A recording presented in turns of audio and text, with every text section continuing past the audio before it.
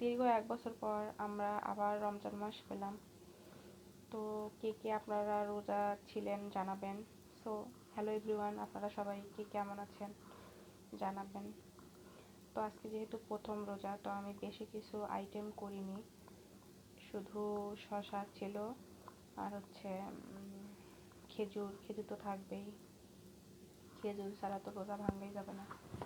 তারপর হচ্ছে তরমুজ ছিল, শসা এসব ছিল, আর হচ্ছে বুট ছিল, বুন্দিয়া ছিল, এসব দিয়ে ইফতার করছি আজকে আমরা।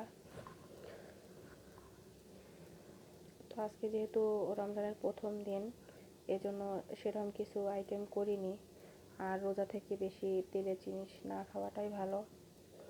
আর হচ্ছে আপনারা তো সবাই জানেন যে রোজাতে বেলের শরবত পেটের জন্য কতটা ভালো, তাই বেলের শরবত করছিলাম, এটা দিয়ে রোজাটা ভাঙানো হয়েছে। তারপর আর কি, গৃহিণীদের তো কাজের শেষ নেই, যতই রমজান মাস হোক আর যাই হোক। তো দেখেন কত থালা বাসন এগুলো সব মাজলাম। ভিডিওতে হয়তো বা দেখা যায় যে হচ্ছে কত তাড়াতাড়ি হইলো, কিন্তু এটা যদি আমি পুরোটা দিতাম দেখতেন আধা ঘন্টা সময় লাগছে, এটা আরও বেশি। অনেক থালা বাসন এঁঠো এগুলো পরিষ্কার করলাম, কড়াই টড়াই অনেক কিছু।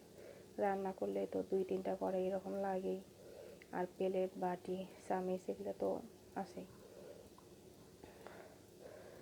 তারপর আমি হচ্ছে রান্না করা শুরু করে দিলাম,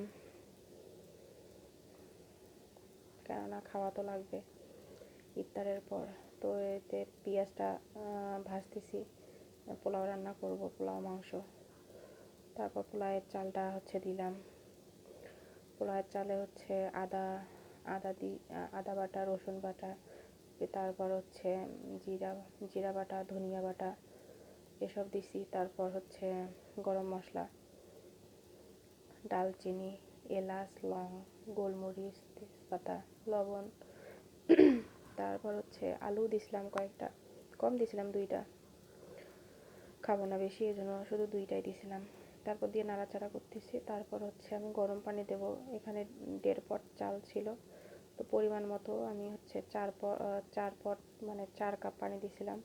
তারপরে তো মাংস রান্না করছিলাম, এইটা দিয়ে খাইছি।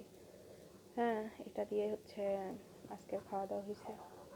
তারপর ডাল ছিল, তারপর হচ্ছে পেঁপে ভাজি ছিল, এটা দিয়ে খাওয়া হয়েছে। তো এখানে প্লেটে নিচ্ছি খাওয়ার জন্য।